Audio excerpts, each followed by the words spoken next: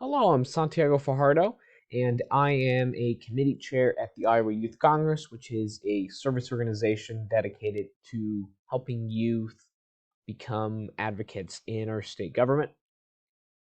And just like that, I'm going to give you a little explainer on how to get involved in the legislative process in the state of Iowa and how to make a difference in our state. So first of all, what is advocacy? So advocacy contrasts with activism because with advocacy, you're working through the systems of government. So in this case, we're working through the legislature to accomplish certain goals and certain policy outcomes. Rather than through protests, we're focusing on sending emails, letters, and calling legislators to enact change in our state. Just a little brief on the structure of the Iowa legislative branch. So just like the U.S. Congress, the Iowa legislature is split into two houses, the Iowa House of Representatives with 100 members and the Iowa Senate with 50 members. The House is elected for 2-year terms and the Senate is for 4-year terms, half the Senate in each cycle. As you can see, both chambers are controlled by the Republican Party and the Democrats are in the minority. So this affects leadership. So leadership is composed of these three individuals. Jake Chapman is the president of the Senate. He's the presiding officer of the Senate, the leader of the Senate, effectively. Jack Whitver is the Republican majority leader. He leads the Republican caucus in the Senate. So basically, that gives him a lot of influence into what the majority caucus is supporting and proposing and moving through. Zach Wallace is the Democratic minority leader, and he basically leads the Democrats and helps define what kinds of things they're going to be pushing through, and they're very influential in that process. So these people are crucial in the legislative process. This is the same thing for the House. So you have Pat Grassley, who's the Speaker, the presiding officer, and it's the same roles for Matt Winchell, the Republican leader, and Jennifer Conforth, the Democratic leader. So they have the same roles as their counterparts in the Senate. So this is just a quick map of how a bill becomes law, and I'll be walking you through this process, and then we'll do an overview about how you, citizens of the state of Iowa, can get involved in each of these steps. So the first step is the idea. So bills need an idea, an issue that people have identified. So this idea can come from normal citizens like you that reach out to their legislators, or it can come from legislators themselves that move through policies on their own through their own ideas, or it can come from many different interest groups. So, for example, the Iowa School Board Association, I don't remember the specific name, but they help influence legislators in moving through certain school-related pieces of legislation. And our constituents that say you have a pothole down the street, you could argue, send an email to your state representative saying, hey, could I have this pothole fixed? Like, could we have more infrastructure funding and things like that? The draft process, so legislators take different ideas that have been proposed and turn them into actual bills. So these bills aren't drafted by the legislators themselves, but they send them to this independent agency called the Iowa Legislative Services Agency. And then sometimes the legislative language, per se, differs from the normal English language of the idea. So it's the legal language sometimes differs from the original intent. So that's why it's very important as you walk through this process to pay close attention to the legislative text of your draft that your legislator gives to you for the bill you're trying to get through, to make sure that your idea matches what's actually written down. Committee assignment and action. So after bills are drafted, they're assigned to different committees by each chamber's leadership based on their subject. So for example, education-related bills are put in the Education Committee. Here you can see a quick list of the different committees that exist in both the House and the Senate. So these committees, they deal with the specific issues. So committee assignment and action. So after they are assigned to this committee, a different subcommittee may be composed of 3 legislators in order to study the bill closer and then move it forward. So these subcommittees are assigned by the chair, and then the subcommittee has their own chair that is responsible for setting up a subcommittee meeting time, so that this bill can be discussed. And these meetings are open to members of the public, like you, that are able to speak directly to legislators about the bill. And then members of the subcommittee vote in the legislation. If it moves forward, it goes to the full committee, and then they debate it and amend it.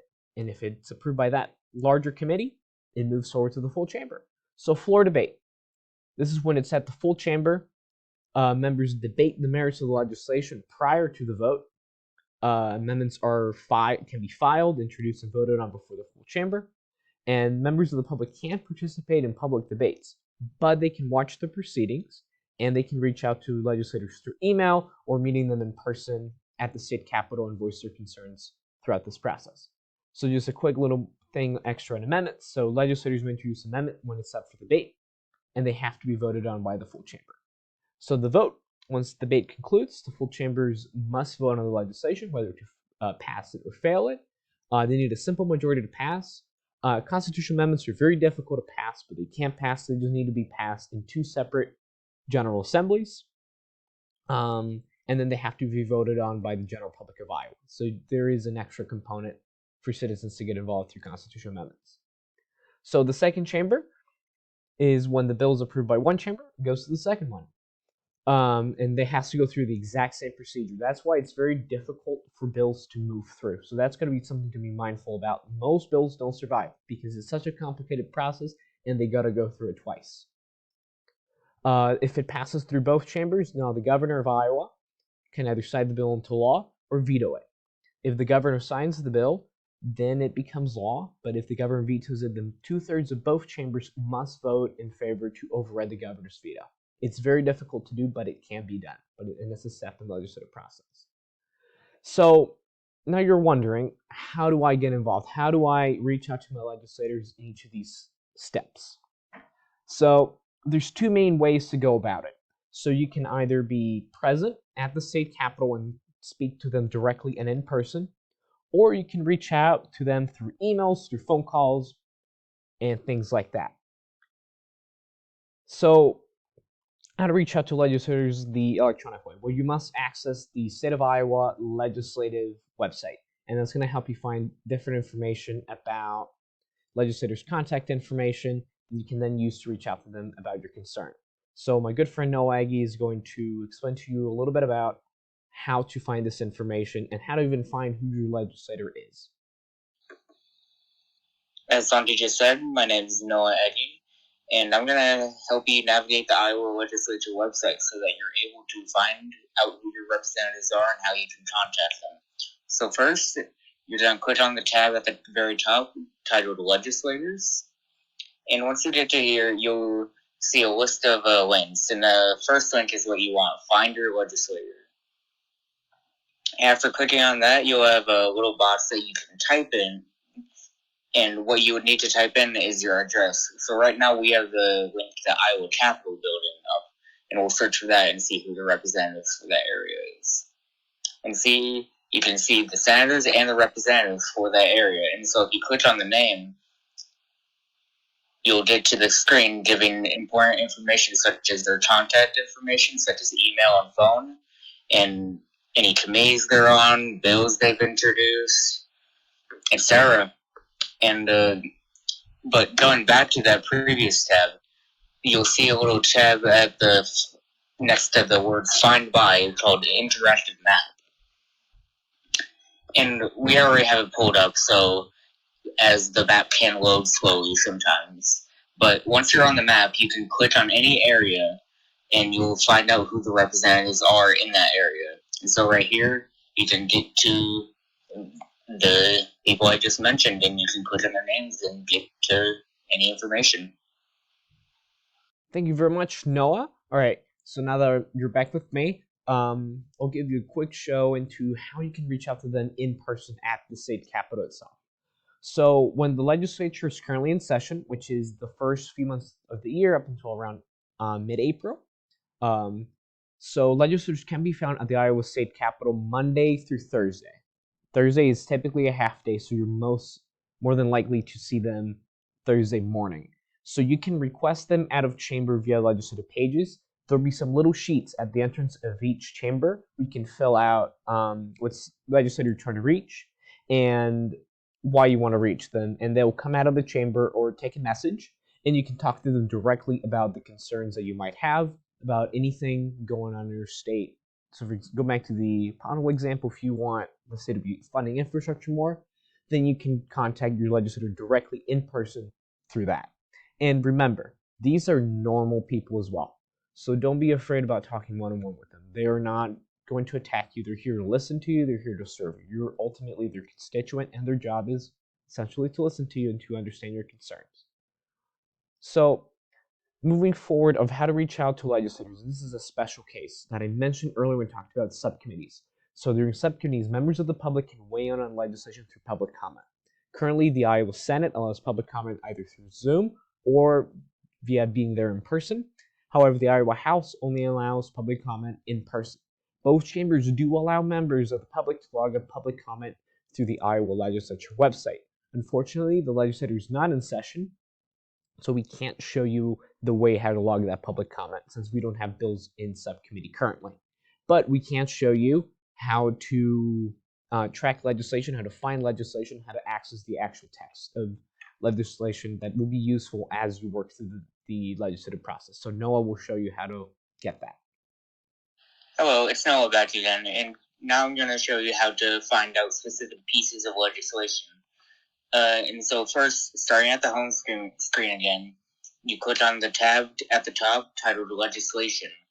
And once you get there, on the far right, you'll find 3 little boxes, but the box we want is the top one.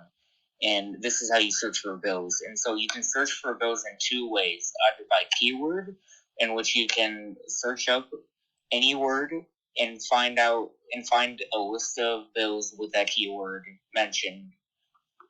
But we're not going to mess with this right now. We're going to go back to the previous tab, and you'll see a number tab. And so this means the bill number. And so you can search for any bill number, and you can get this bill number by talking to your representative for any information about it. And so we have one pulled up right now, and we'll look at that.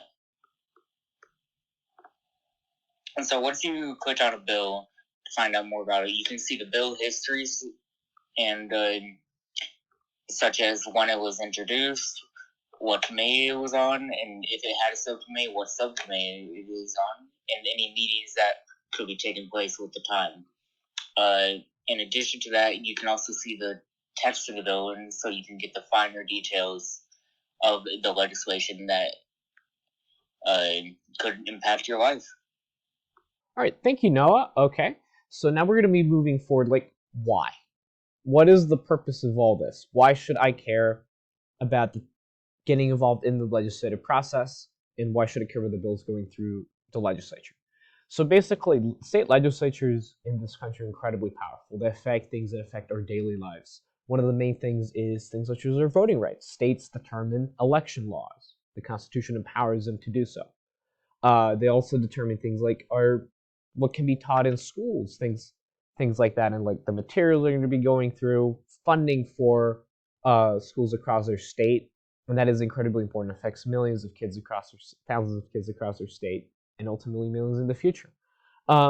State legislatures also determine the state budget, which means that they help implement any federal money that's coming in, and anything that the state's going to be spending money on, from infrastructure to education,